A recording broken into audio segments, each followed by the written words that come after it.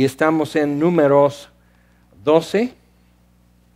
Y como hemos venido viendo, Números tiene mucho más que doctrina, por decir, tiene acontecimientos. Relata, no es una crónica diaria de 40 años en el desierto de los israelitas, pero nos da las partes que son muy importantes por alguna razón.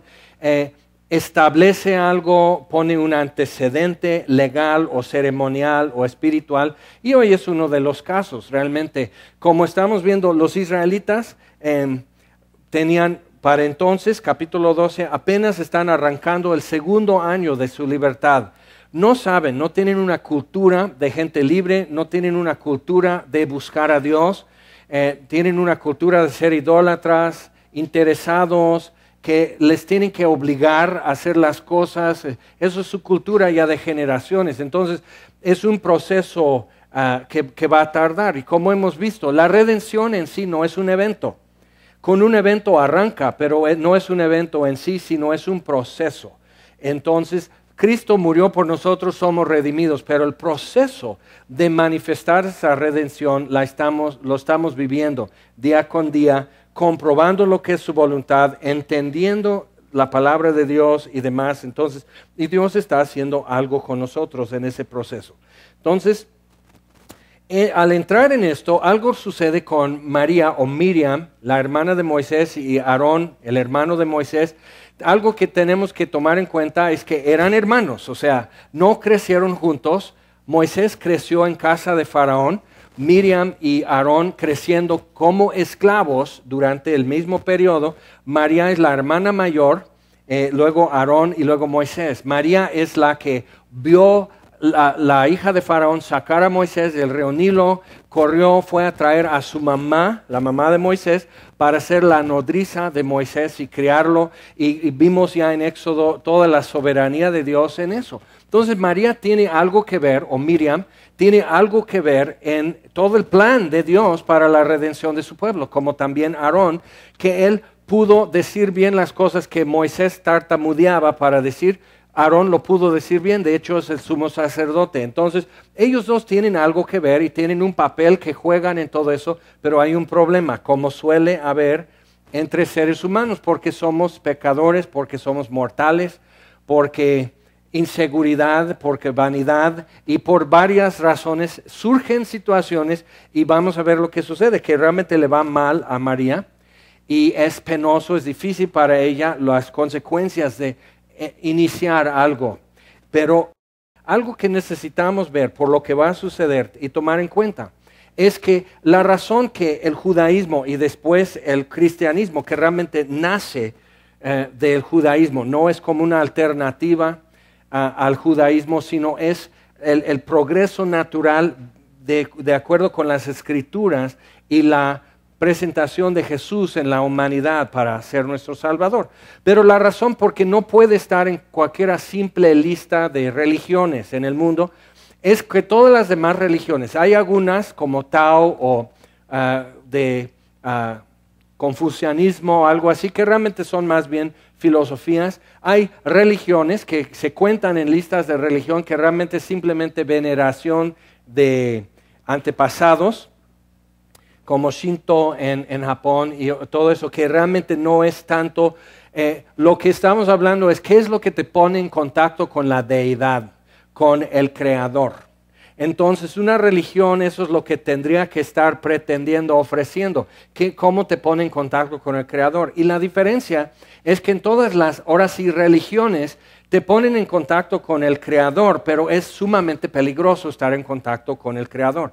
Entonces tenemos a los griegos, y que en el momento que uno de los dioses de los griegos o romanos, dioses de los de Babilonia, etcétera, en el momento que ellos quieran tratar con un ser humano, casi son contados los días de ese ser humano.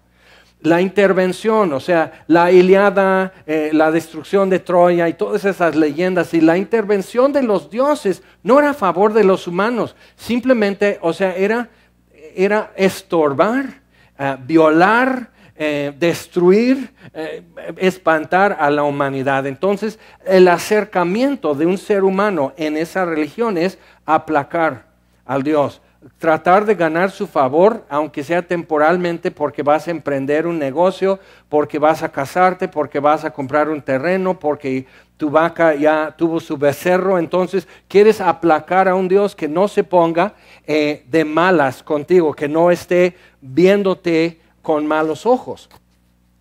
Y a diferencia de todo eso, igual en Tenochtitlán, o sea, tenemos que estar haciendo eso, porque si no llueve, uno de los dioses está sentido. Tenemos que buscar su favor. Y el problema con eso es que va cada vez más intenso, cada vez más caro, cada vez más inseguro en todo el proceso de estar en contacto y mantenerte en contacto con la deidad.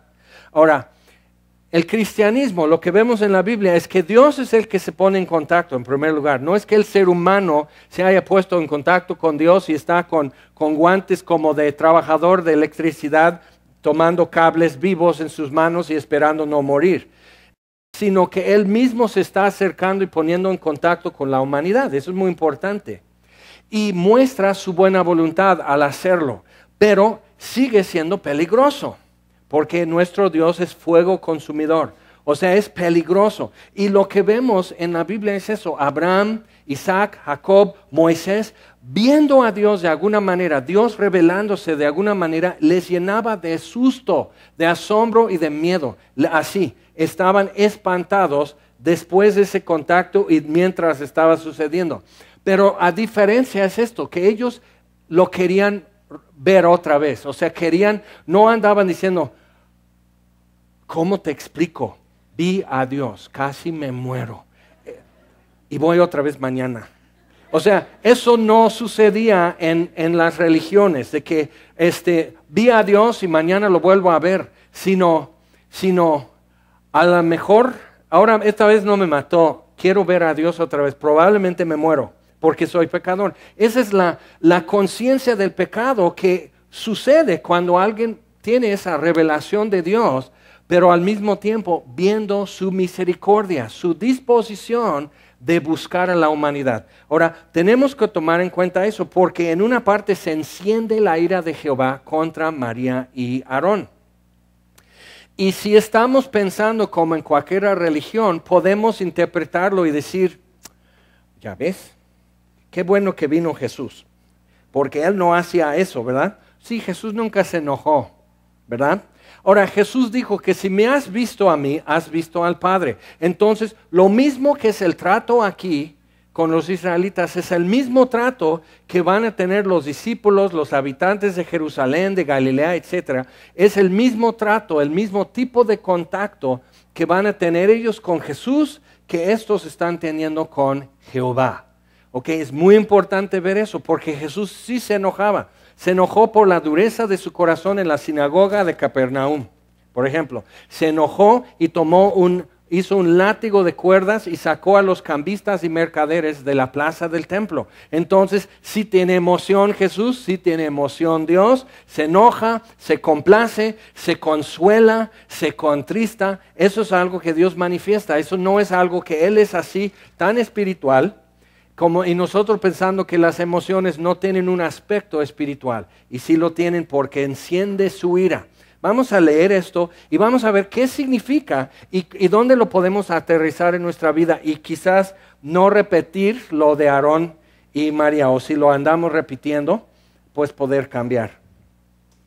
Dice, María y Aarón hablaron contra Moisés a causa de la mujer cusita que había tomado, porque él había tomado mujer cusita. Entonces no era rumor y no era calumnia. O sea, están hablando mal de él por una razón. Ahora, bien o mal, no es el caso aquí. No es que estuvo mal lo que hizo Moisés, o estuvo bueno, o ellos porque abren la boca. Simplemente el problema es qué están hablando, cuál es su actitud hacia Moisés. Es interesante. Y dijeron, mira lo que dijeron, solamente por Moisés ha hablado Jehová, ¿no ha hablado también por nosotros? Entonces, como seres humanos podemos tener eso, y sucede a cualquiera. Entonces, ¿qué? ¿Solo tú? O sea, ¿yo qué? ¿Soy de cartón? ¿Soy de papel maché? ¿O soy también alguien que Dios está usando, que Dios puede enseñarme cosas? Entonces, tú nada más y yo no. Entonces, sí puede eso suceder. Acuérdate, María es la hermana mayor de Moisés. Entonces está ella, por decir, agarrado de la oreja de Moisés. María tiene como 84, 85 años. Aarón tiene como 83, Moisés tiene como 81. Nomás para que veas que en cualquier edad sigue sucediendo la misma situación. ¿No ha hablado también por nosotros? María tomó un pandero cuando cerró el Mar Rojo sobre el ejército de Faraón y se ahogaron. Ella tomó un pandero y ella dirigió a todas las doncellas de Israel. Estamos hablando de miles de chicas y una viejita de 80 y tantos años toma el pandero y dice, no, hijas, así no se alaba a Dios. Y agarra y les pone en orden a las chicas, ¿ok? Entonces, y era considerada profetisa.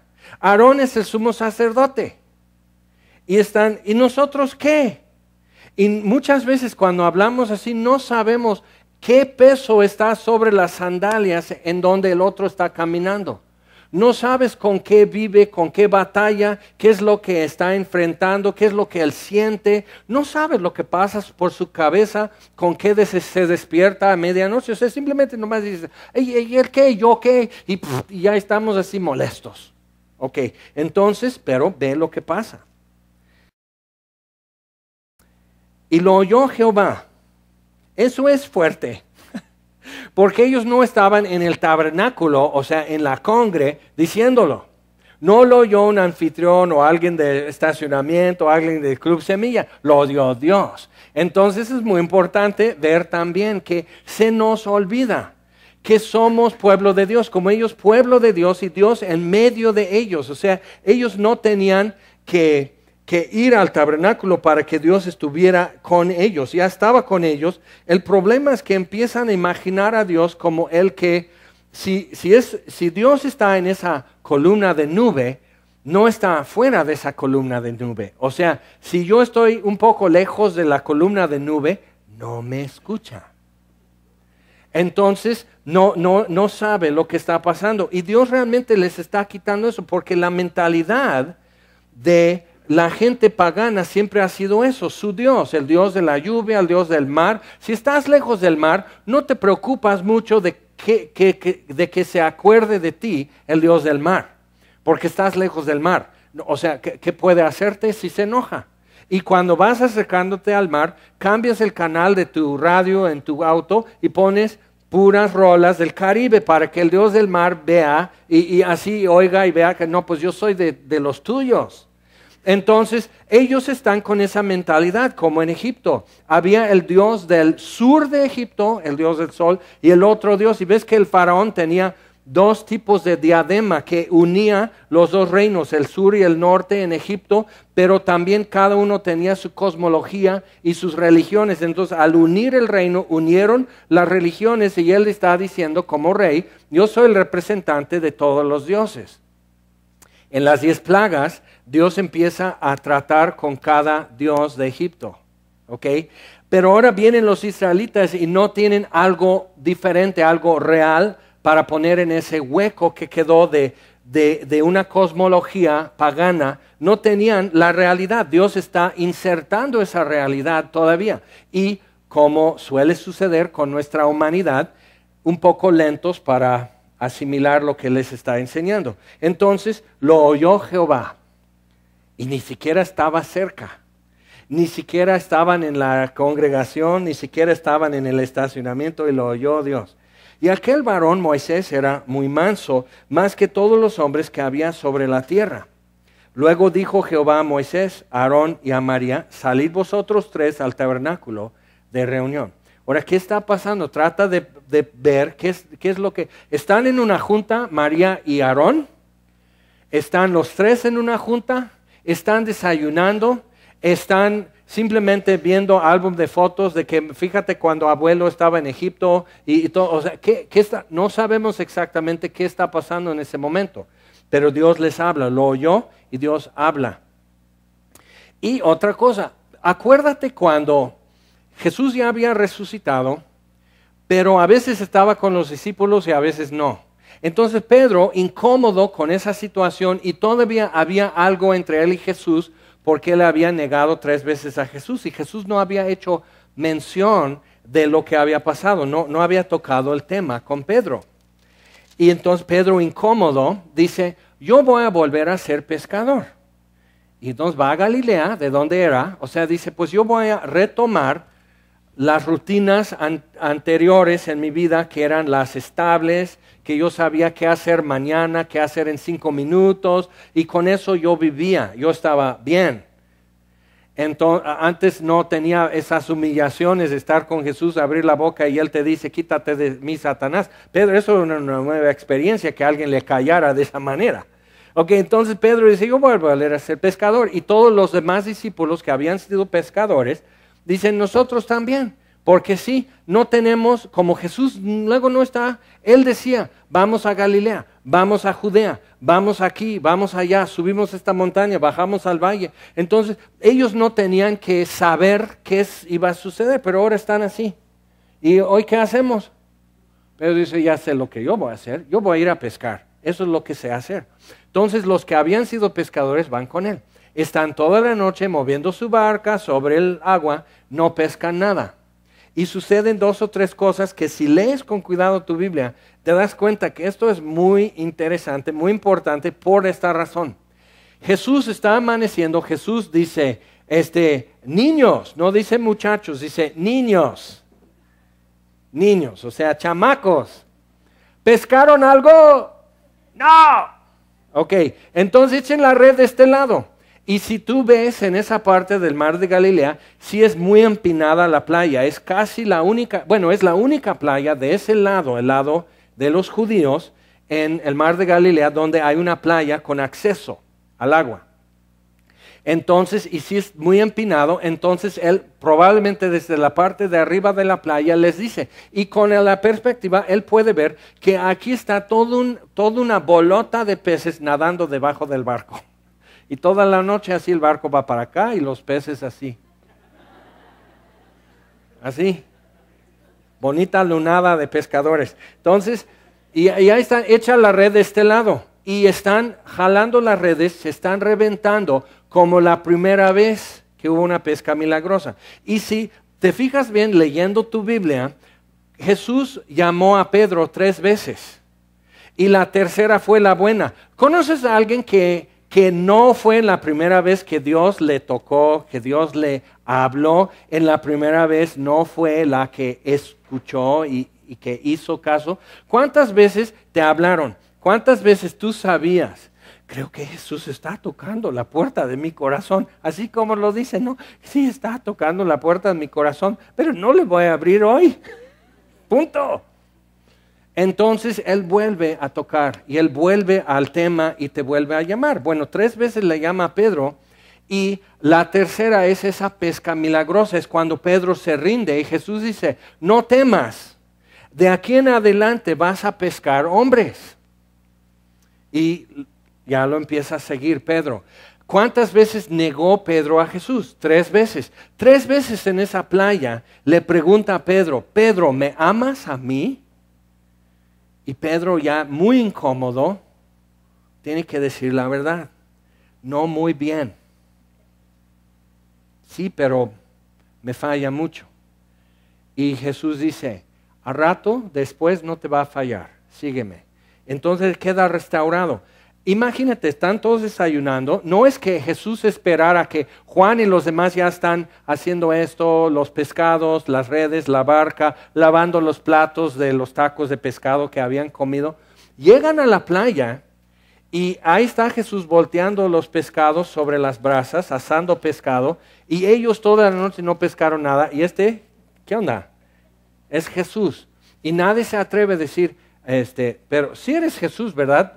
¿Qué haces aquí cuando nosotros en el barco? O sea, tu rutina, o sea, ya tu perfil es eso. Nosotros en el barco con problemas, tú caminando sobre el agua, te subes al barco y fin de problemas. ¿Qué onda? ¿Qué haces aquí en la playa y nosotros toda la noche siguiendo con problemas?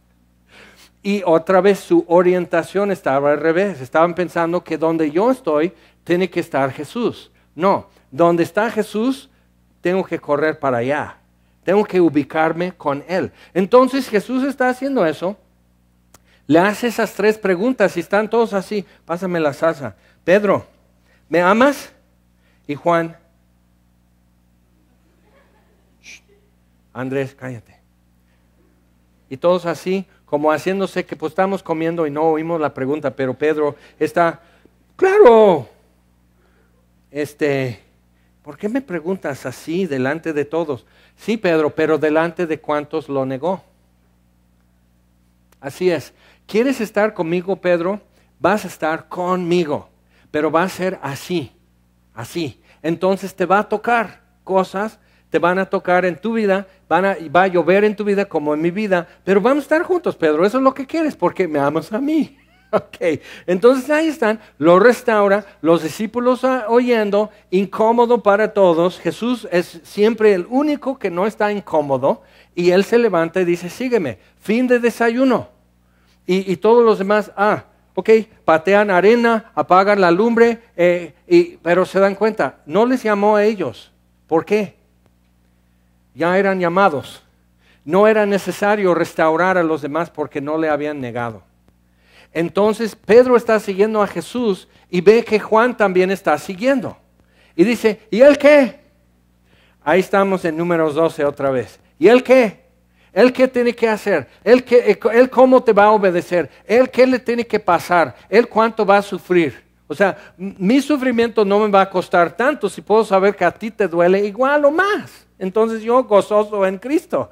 Pero ¿qué onda? Entonces María y Aarón, ¿y él qué? ¿Y él qué tiene que hacer? María tiene algo de parte de Dios, Aarón tiene algo de parte de Dios, ¿y Moisés qué? Entonces tenemos que ver el escenario. Y dicen, lo oyó Jehová, Juan está en el barco, cuando Jesús dice, echa la red del otro lado, lo hacen y no aguantan las redes, la pesca. Juan le dice a Pedro, es el Señor. Que dice un montón, porque lo que está diciendo con eso Juan es que es el Señor y Él ve lo ineptos que somos, Él ve lo desobedientes que estamos aquí pescando en el mar de Galilea y no pescando gente. Él ve todo. Es el Señor. Pues ni modo, no hay que desperdiciar los pescados, ¿no? Entonces siguen jalando la red. Pedro se viste, se echa al mar, llega a la playa y no hay diálogo entre él y Jesús. Nomás está así. Y Jesús volteando pescado en las brasas y Pedro así. Bueno, no han llegado los demás. Si hay algo que me quieres decir es el momento. Y Jesús espera que estén todos. Y ya comiendo, que no hay forma de decir ahorita vengo, pues están todos sentados comiendo su pescado y Jesús empieza a preguntar a Pedro. Eso es el tema del desayuno. Nunca has tenido que eso que Dios mueve y dice, no, el tema hoy es esto. Y tú dices, mejor no, porque están oyendo. Deja que se vaya la gente. Bueno, vamos a ver qué le pasa a María. Dios no dejó que se fuera la gente para tratar con ella. Y eso nos va a ayudar a ubicar las situaciones en nuestra vida, identificar lo que está pasando y saber tomar del Señor lo que Él está haciendo y verlo bien. Dice, lo oyó Jehová, aquel varón era muy manso, más que todos los hombres que había sobre la tierra. Ahora, cuando tú vas a amansar un caballo, puedes quebrar el caballo simplemente, puedes llenarle de tanto miedo que nunca se va a atrever a desobedecerte. Pero si te caes o te tira el caballo, no regresa por ti, porque no es manso, no está amansado. Y un caballo amansado lo vas a amansar con mansedumbre, lo amansas, como Jesús está amansando a los discípulos durante 3 años y aún después de su resurrección y aún después de su ascensión, Él sigue amansando con su mansedumbre, haciendo algo en los discípulos. ¿Y cómo había amansado a Moisés? ¿Con la vara de Egipto? No. ¿Con cadenas y cárcel en Egipto? No. Dejándole libre en el desierto 40 años, cuidando borregos, en silencio. Fracaso, silencio, sin identidad. Aquí no soy importante, aquí nadie quiere saber qué aprendí en Egipto, no les importa mi idioma, mi forma de vestir, cómo celebramos Navidad en Egipto, no les interesa. 40 años de eso, amansado. Y en hebreo, como en el Nuevo Testamento, la palabra que ponen es eso, es como aplastado, en el suelo, lo más bajo. Entonces, alguien que es verdaderamente manso considera su estimación de sí mismo, considera que el lugar más bajo es su lugar natural. No se queja allí. Y el problema, ¿verdad? Nosotros cuando estamos en el lugar más bajo sí nos quejamos. Cuando nos aplasta una situación o una persona, nos quejamos. Chillamos, gritamos, nos vengamos. O sea, hay muchas formas de responder, pero no nos gusta ese lugar. No consideramos que es nuestro lugar natural, el lugar más bajo. En cambio, cuando ves a Jesús, el Rey de Reyes, el Dios Altísimo, hecho hombre, viviendo entre nosotros, vimos su gloria como del unigénito Hijo del Padre, lleno de gracia y verdad, y tomando el lugar más bajo, no se queja. Cuando se levanta de la mesa, está lavando los pies de sus discípulos. Llega con Pedro. Pedro dice, tú no me lavarás los pies jamás. ¿Por qué? Pedro se siente incómodo porque Jesús está tomando el lugar más bajo y lo hace tan natural. No es nada fingido, no es actuado, es natural para Dios tomar el lugar más bajo. Dices, pero ¿cómo es eso? Y no era natural para Pedro, Juan, Andrés, Natanael, Jaime, Felipe. Pues ahí quedé colado. No es natural para mí, como probablemente no es natural para ti tomar el lugar más bajo y sentirte cómodo en esa posición. Entonces, para María y Aarón no era cómodo. Para Moisés, el lugar más bajo era el lugar más cómodo. Era muy manso, más que todos los hombres que había sobre la tierra. Luego dijo Jehová a Moisés, a Aarón y a María, habla a los tres. Salid vosotros tres al tabernáculo de reunión. Entonces, en medio del campamento teníamos el tabernáculo en sí, con el arca, el lugar santísimo, altares y todo eso, eso es el tabernáculo. El tabernáculo de reunión era como una oficina de consulta fuera del campamento. Es donde bajaba Dios en una nube, envuelto en nube, bajaba para hablar con Moisés, para darle instrucción, podían consultar con Dios y la idea era que alguien que era inmundo no sufriera problemas por estar cerca al lugar santísimo en el tabernáculo. Entonces, aislar eso. Pero que ahora es diferente porque Dios está en medio de su pueblo. Jesús dice, y decimos, ¡ay, qué lindo! Porque dice Jesús, donde dos o tres estén reunidos en mi nombre, ahí estaré entre ellos y estamos, ¡ay, qué precioso! Jesús está en medio de nosotros. Es el mismo Jesús que oyó a María y a Aarón quejarse. Es el mismo Dios, en medio de ellos, oyendo todo. Entonces está en tu mesa cuando estás desayunando, está junto a ti cuando estás volteando las tortillas en el comal, está contigo en el coche, oyendo lo que tiene que escuchar contigo en tu coche, cómo te quejas del tráfico de otros choferes y demás, está con todo. Está contigo cuando está leyendo los textos que envías y los textos que recibes, está en todo. Y es algo que para nosotros es ajeno. Naturalmente no concebimos y no percibimos a Dios como alguien presente, sino distante y preferiblemente que se quede allí, que no se venga para acá, que no intervenga en mi vida, que no se interese tanto en mí, como si fuera el Dios del trueno, el Dios del mar, el Dios de guerra. O sea, que no se interese en mí, sufro, pero voy a sufrir más si se interesa en mí. Porque empieza a meterse en mi vida, a mover cosas, si me bendice, causa celos con otro Dios que me tiene que destruir, porque, o sea, eso era el mundo en donde los paganos vivían y viven hoy.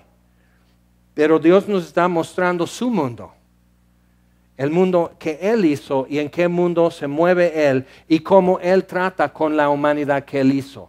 Entonces, les llama. Y Jehová descendió en la columna de la nube y se puso a la puerta del tabernáculo y llamó a Aarón y María. Entonces están Moisés, Aarón y María y dice María y Aarón. Y ellos tienen que tomar un paso adelante y Moisés se queda aquí atrás. ¿Qué va a haber? ¿Esto qué? Acuérdate que Moisés intercedió por Aarón cuando Aarón hizo el becerro de oro. Eso vimos en Éxodo. Dios iba a destruir desde Aarón y toda la nación de Israel y dejar solo Moisés. Moisés intercedió por su hermano. Se supone que por su hermana, porque ella no estaba arriba con Moisés, estaba abajo en la fiesta. A veces se nos olvidan favores, se nos olvidan pequeñas misericordias que hemos vivido y recibido y abrimos la boca. Entonces, Y llamó a Aarón y María y salieron ambos, y él les dijo: oíd ahora mis palabras. Cuando haya entre vosotros profeta de Jehová, le apareceré en visión, en sueños, hablaré con él. No así mi siervo Moisés, que es fiel en toda mi casa. Y con eso Dios está diciendo: mas tú, Aarón, y tú, María, no son fieles en mi casa. No puedo contar con ustedes. Eso es muy, muy, muy duro. Eso es feo oír. ¿Quién de nosotros quisiera que Dios diga: tú no? Porque siempre te retiras, siempre tiras la toalla, siempre te pones a llorar, siempre robas cámara. No puedo contar contigo. Si te meto en la cancha, haces un autogol. No.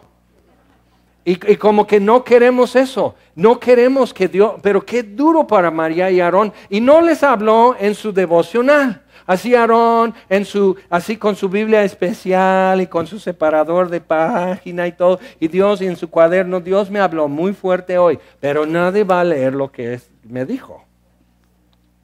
Y María igual, aparte en su devocional, así, pero en su Biblia color lila y todo así. Entonces, Dios me habló muy fuerte. Tengo que no tratar así a mi hermano Moisés. Total, es el siervo de Dios. Y así, peticiones del día de hoy, y así, no, o sea, no, sino delante de todos y delante del que estaban maltratando, los humilló, Aarón y María, los humilló delante de Moisés, y no para ahí. Y dice: cuando haya entre vosotros profeta, queriendo decir, o sea, tú, María, y tú, Aarón, no son eso, no son ni siquiera profetas para mí. La gente los tendrá en mucha estima, pero yo no. Eso es igual, es muy duro, es muy duro. Como he mencionado, Dios ha estado tratando conmigo porque poco a poco a muchos o a todos nos puede pasar que empezamos a decir que no somos chicos tan malos.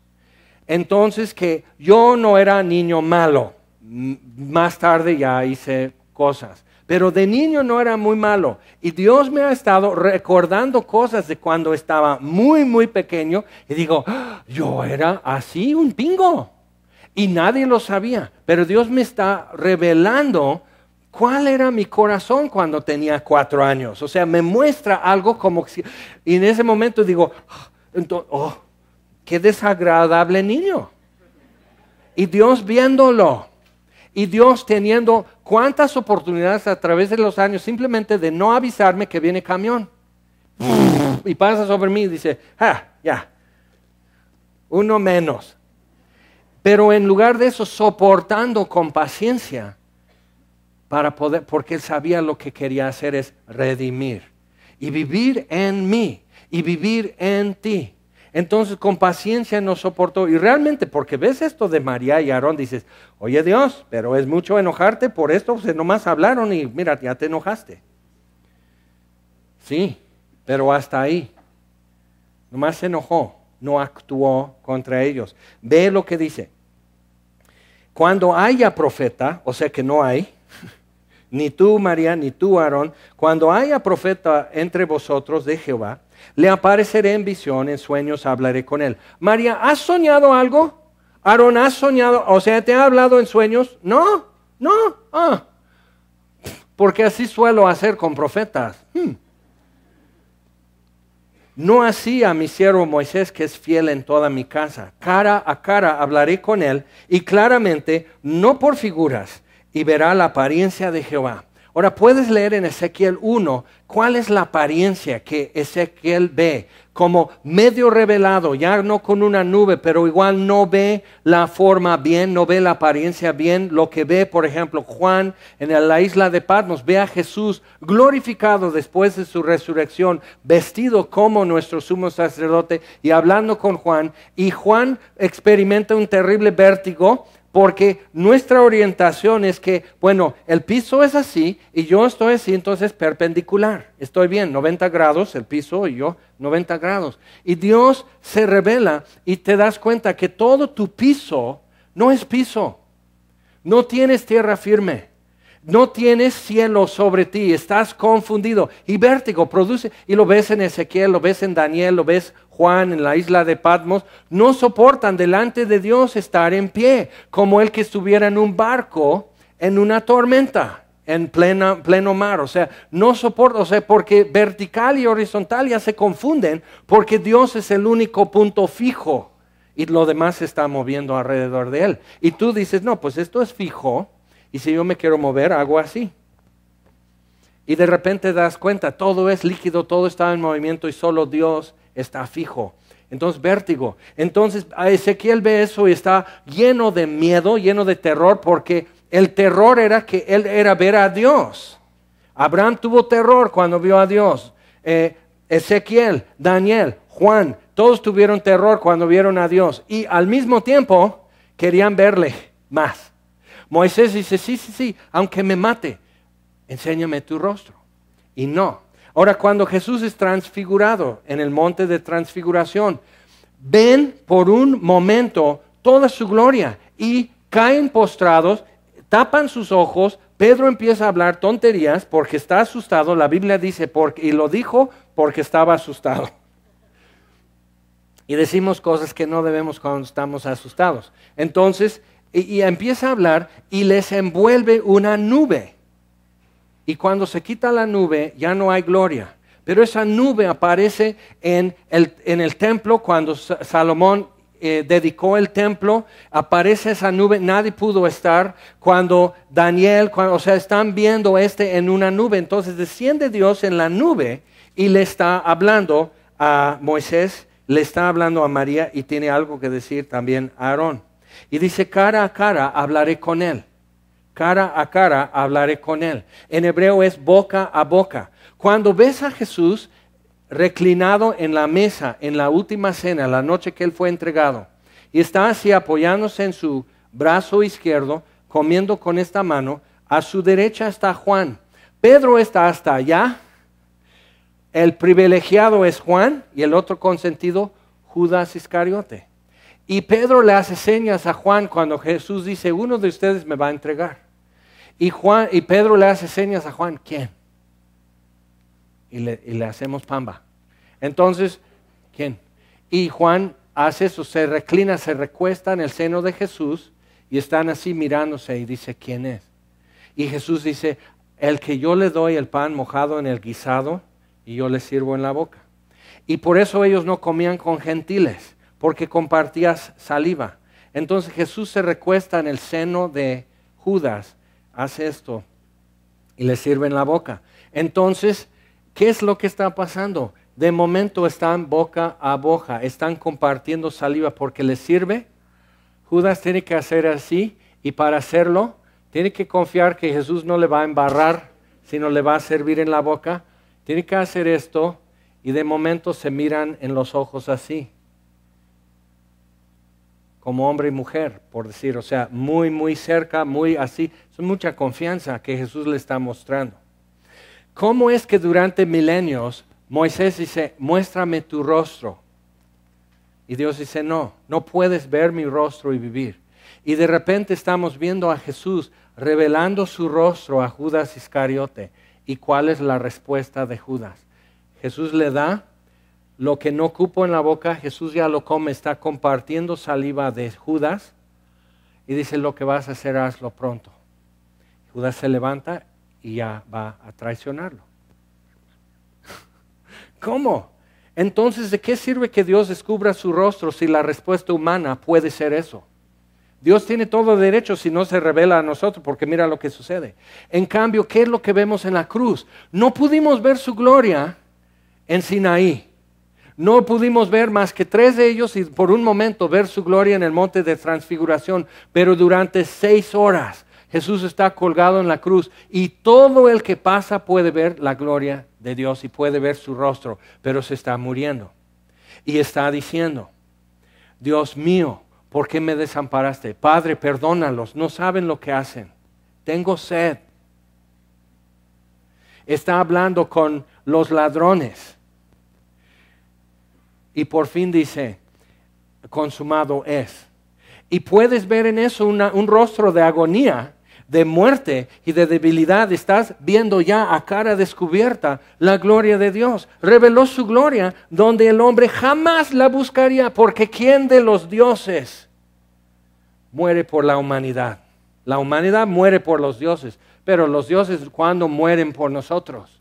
En cambio, Dios de dioses, el Creador, se hizo humano y murió por nosotros y nos dejó ver su rostro. Y le escupimos el rostro, pero nos dejó ver su rostro. Y ahora, como María y Aarón, traemos como Judas a la mesa traición, queja, crítica, soberbia. Traemos a la mesa. O sea, entre Jesús y Judas, ¿cuánto cabe? ¿Y qué vas a meter en ese pequeño, estrecho espacio cuando te estás sirviendo pan? ¿Qué vas a meter en ese espacio? Nada. Pero lo tratamos de meter. Y nos está enseñando otro camino, Jesús, ¿verdad? Porque nos está enseñando su rostro donde no esperábamos verlo. Y dice, versículo 9, entonces la ira de Jehová se encendió contra ellos y se fue, y la nube se apartó del tabernáculo. He aquí que María estaba leprosa como la nieve. Y miró a Aarón a María, y he aquí que estaba leprosa.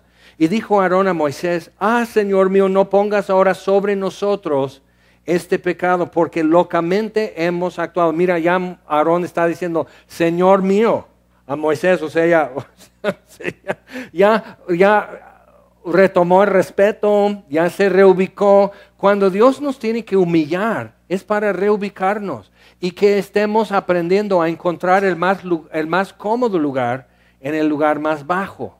Esa es humildad y mansedumbre. Y te está haciendo un favor cuando te aplasta. Y no lo sentimos así porque nuestro orgullo quiere estar en primer lugar, pero no es el lugar más cómodo. Y Moisés ya encontró el más cómodo lugar y lo he de encontrar yo y lo has de encontrar tú. Entonces dice, no quede ella ahora como el que nace muerto, que al salir del vientre de su madre tiene ya medio consumida su carne. Entonces Moisés clamó a Jehová diciendo, te ruego, oh Dios, que la sanes ahora. Respondió Jehová a Moisés, pues si su padre hubiera escupido en su rostro, ¿no se avergonzaría por 7 días? Porque sería un gran insulto. Sea echada fuera del campamento por 7 días. Entonces María tiene que vivir una consecuencia. Por 7 días es leprosa. Y tiene que pasar, si te acuerdas de Levítico 14, cuando un leproso es sanado, Dios le sana de su lepra. Entonces cuando es sanada de su lepra, tiene que presentarse al sacerdote. Entonces tiene que decir, Aarón, buenos días. Mira María, ahí estás. Entonces se tiene que rasurar todo el cuerpo, quedar pelona. Y hacen el sacrificio y hacen esto, le ungen con aceite y ya después de unos días más ya puede ingresar y reintegrarse en el campamento. Eso es humillación pública, pero es mejor humillación pública que quedarte fuera. ¿Qué estás resistiendo? ¿Qué es lo que estás tratando de evadir? Que Dios realmente te está queriendo restaurar. Dios está queriendo darte lo que no tenías, comodidad en el lugar más bajo, lo que María y Aarón no habían encontrado.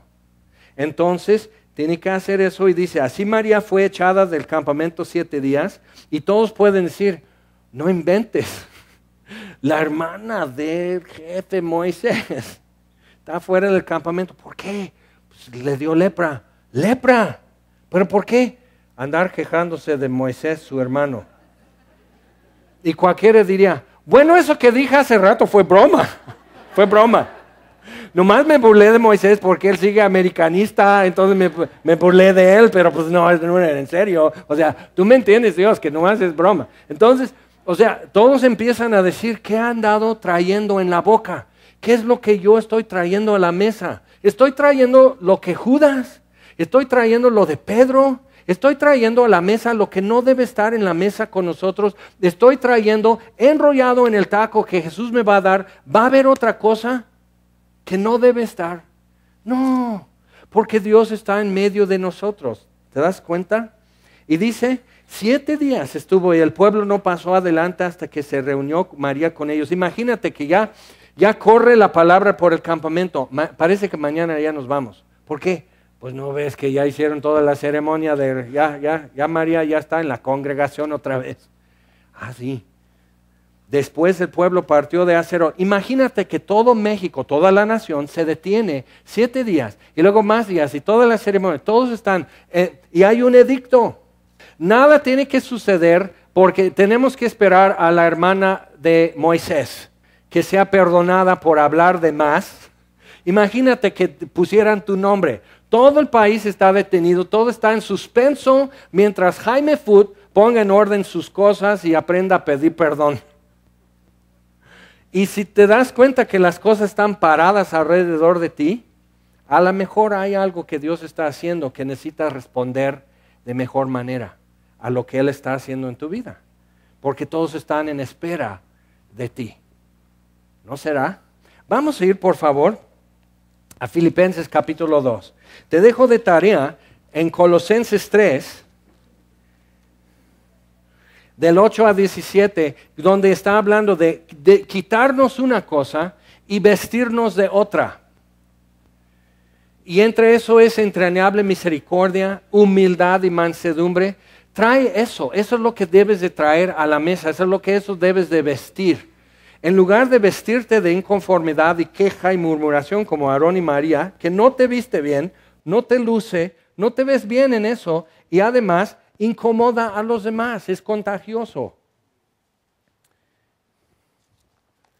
Vístete de otra cosa y sobre todas estas cosas amor, dice, que es el vínculo perfecto. Pero en Filipenses 2 tenemos que regresar a la mesa con Jesús y tenemos que ver que eso que hizo Jesús de humillarse, de despojarse, de no aferrarse a sus derechos, no era de momento que Él siguió su vida y en la noche que fue entregada decidió humillarse. En esa noche, cuando faltaban ya horas para ser arrestado, decidió ser manso y humilde. Sino toda su vida era eso, tomar el lugar más bajo. Desde que descendió, está tomando el lugar más bajo.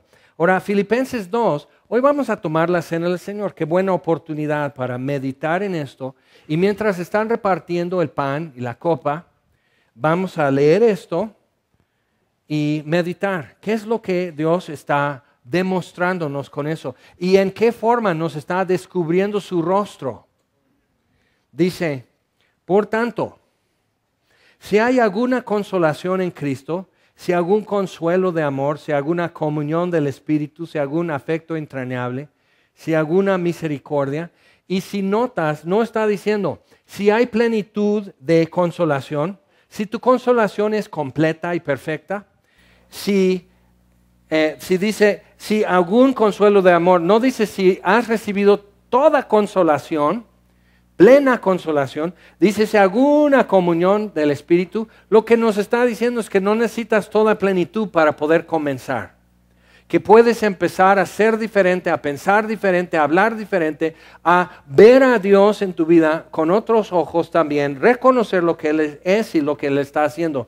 Dice, si alguna consolación en Cristo, si algún consuelo de amor, si alguna comunión del Espíritu, si algún afecto entrañable, si alguna misericordia. Sus misericordias son nuevas cada mañana. Hemos de recibir más misericordias. Todavía no has probado toda la misericordia de Dios, pero si hay alguna, dice, completad mi gozo, sintiendo lo mismo, teniendo el mismo amor, unánimes, sintiendo una misma cosa.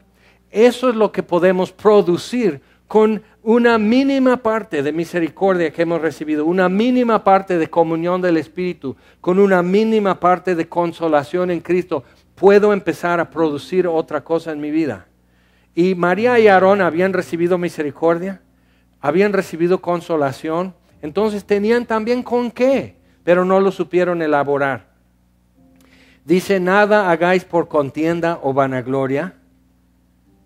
María y Aarón tuvieron que aprender de eso. Antes bien con humildad. Ellos tuvieron que ver cómo Dios en una nube que no pueden ver, tan espesa nube, no pueden ver bien la figura y mucho menos el rostro, pero se enciende como brasas vivas. Hay algo dentro de esa nube que me está hablando y no está contento. Y nada hagáis por contienda o vanagloria, antes bien con humildad, estimando cada uno a los demás como superiores a él mismo, lavando sus pies como hizo Jesús con los discípulos, tratándoles como si Él fuera el de menos importancia. Y dice, no mirando cada uno por lo suyo propio, sino cada cual también por lo de los otros. Eso es lo que hizo Jesús. No miró lo que le convenía, miró que nos convenía. Y miró sobre todo lo que le daría gusto y satisfacción a su Padre. Cuando estás en el lugar más bajo, como Jesús, tienes la mejor perspectiva. Porque es el lugar más abierto. Hay mucho espacio ahí porque muy pocos quieren estar en ese lugar. Todos se pelean por estar en la cima, por ser el campeón, por ser el que todos se acuerdan de él o de ella. Pero en el lugar más bajo donde Jesús está, donde Él nos enseña desde ahí, desde el lugar más bajo, quién es Él. Desde una cruz, el máximo desprecio y vituperio y humillación, desde ahí nos revela su rostro ya descubierto. Entonces, sí es un buen lugar. No mirando cada uno por lo suyo propio, sino cada cual también por lo de los otros. Haya pues en vosotros este sentir que hubo también en Cristo Jesús, el cual siendo en forma de Dios no estimó el ser igual a Dios como cosa a que aferrarse, sino que se despojó a sí mismo tomando forma de siervo, hecho semejante a los hombres, y estando en la condición de hombre se humilló a sí mismo, haciéndose obediente hasta la muerte, muerte de cruz. Y si te pones a pensar, Jesús entonces no consideró que el soltar sus derechos y su dignidad, dejar su majestad, no recibir respeto, no tener dignidad, ser pisoteado, ser despreciado, que le escupan el rostro hombres que Él estaba muriendo por ellos. O sea, todo eso. Y tienes que pensar, si eso, Él no consideró que eso le estaba disminuyendo, que eso le estaba reduciendo, que Él era menos por hacer eso. Y normalmente nosotros sentimos que si hago esto, si me humillo, si soy manso, voy a ser menos, voy a ser reducido. Pero Jesús así no lo vio, sino Él lo estaba viendo cómo puedo magnificar, exaltar, hacer más grande el nombre de mi Padre. Y dice, se humilló a sí mismo, haciéndose obediente hasta la muerte y muerte de cruz, por lo cual también Dios le exaltó hasta lo sumo, y le dio un nombre que es sobre todo nombre, para que en el nombre de Jesús se doble toda rodilla de los que están en los cielos y en la tierra, y debajo de la tierra, y toda lengua confiese que Jesucristo es el Señor, para gloria de Dios Padre. Entonces, lejos de quedar reducido, pudo engrandecer el nombre de su Padre, y todo ojo lo verá, y toda lengua confesará que Él es el Señor, y toda rodilla se doblará. No quedó nada reducido, ¿verdad? ¿Qué perdió? No perdió nada, lo soltó. Entonces, ¿qué hemos de perder? Nada, nada que realmente vale la pena conservar. Entonces haya en nosotros también este sentir de este hombre tan manso y humilde, que desde abajo nos enseñó y nos mostró su rostro. De Él sí quiero aprender mucho, y veo que hay mucho que aprender. ¿Qué tal si oramos? Señor, te damos gracias por tu palabra, y gracias, Señor, por tu modo de tratar con nosotros los humanos, revelándote, cuidándonos de tu majestad y gloria hasta poder verte a cara descubierta. Y cómo queremos hablar contigo boca a boca como Moisés, y cara a cara verte, Señor, y después de verte, verte más, y después de agradecerte más, como lo queremos, Señor. Te pedimos que imprimas estas cosas en nuestra mente y nuestro corazón, que nos lleves de la mano en esto, Señor, y que nos muestres a Jesús tan manso y tan humilde. Quiero ver estos ojos que dijeron, tomad mi yugo sobre vosotros. Como quisiéramos, Señor, ser el manso que tú escoges, que tú usas, que tú nos hablas. Nos presentamos, Señor, pidiéndote que tú hagas en nosotros aún las cosas que faltan, de enseñarnos y de mostrarnos de ti, para poder vernos como somos y correr hacia ti más. Señor, te amamos, te agradecemos. Henos aquí, Señor. Vamos a comer este pan y beber esta copa, y una vez más, hasta que Cristo venga, a anunciar su muerte. Y en esto estoy seguro,